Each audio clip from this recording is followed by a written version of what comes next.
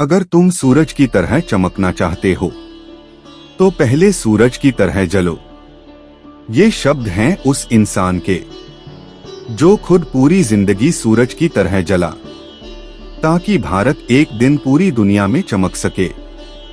हम बात कर रहे हैं भारत रत्न वैज्ञानिक, शिक्षक और राष्ट्रपति डॉक्टर एपीजे अब्दुल कलाम की।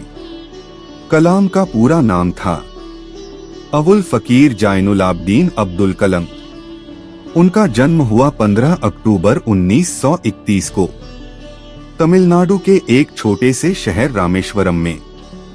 उनके पिता नाव चलाते थे, धार्मिक इंसान थे और माँ हमेशा जरूरतमंदों को खाना खिलाया करती थीं।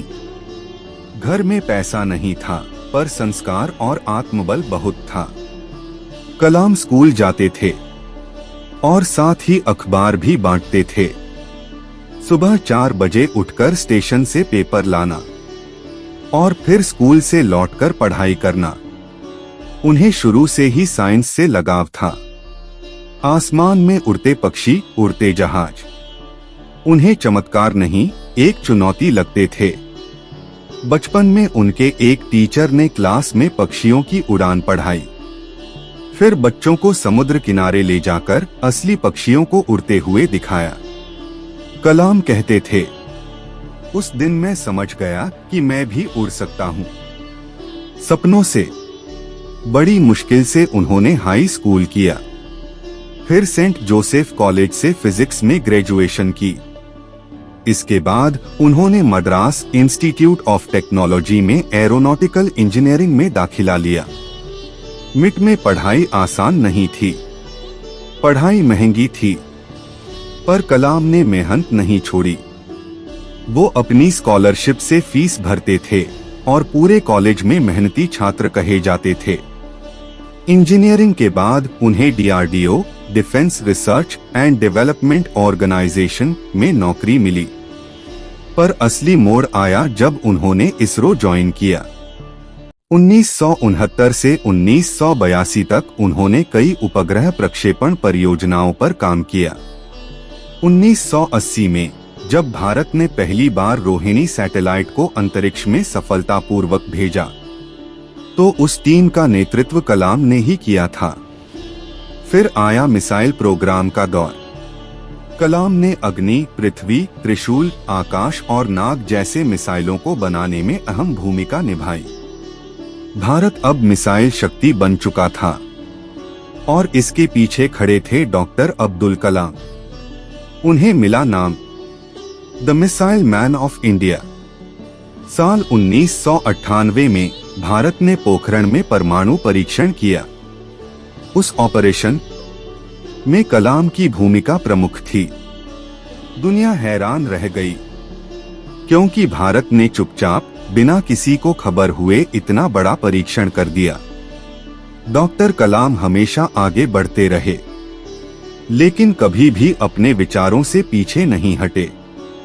वो हमेशा कहते थे, dream is not what you see in sleep, it's the thing which doesn't let you sleep. साल 2002 भारत ने डॉक्टर अब्दुल कलाम को राष्ट्रपति चुना। वो देश के 11वें राष्ट्रपति बने, लेकिन खास बात ये थी कि वो सबसे आम राष्ट्रपति थे। वीआईपी कल्चर से उन्हें नफरत थी। राष्ट्रपति भवन में भी उन्होंने सादगी रखी। एक बार एक वीआईपी मंत्री राष्ट्रपति भवन मिलने आए, लेकिन गाड़ी से उतरते वक्त मंत्री ने गार्ड को सलाम नहीं किया। कलाम ने कहा, अगर आप अपने देश के सिपाही को सम्मान नहीं देते तो मुझे आपके सम्मान की जरूरत नहीं। कलाम को बच्चों से बहुत लगाव था। वो कहते थे, अगर आपको देश का भविष्य देखना है तो स्कूल के बच्चों की आंखों में देखो। उन्होंने देश भर के लाखों स्कूलों और कॉलेजों में भाषण दिए। वो युवाओं को एक ही बात सिखाते थे, बड़ा सोचो, देश के लिए सोचो। डॉक्टर कलाम ने कई किताबें लिखी।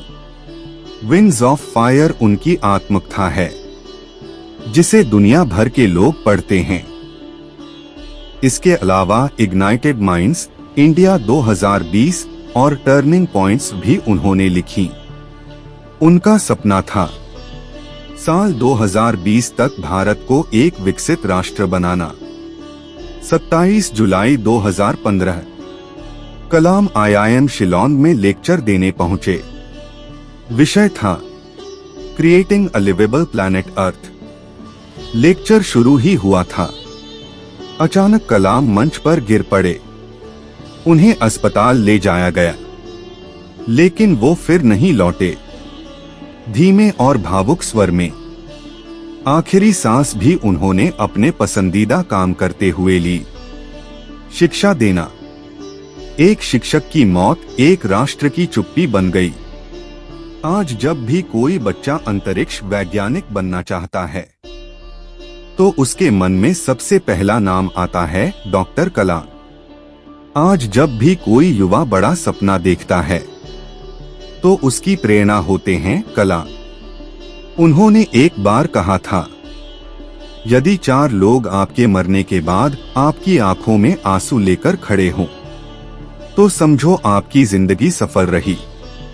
डॉक्टर कलाम को याद कर आज करोड़ों आंखें भर आती हैं। भारत के रॉकेट मैन को सलाम। एक शिक्षक, एक वैज्ञानिक, एक राष्ट्र निर्माता, डॉक्टर APJ अब्दुल कलाम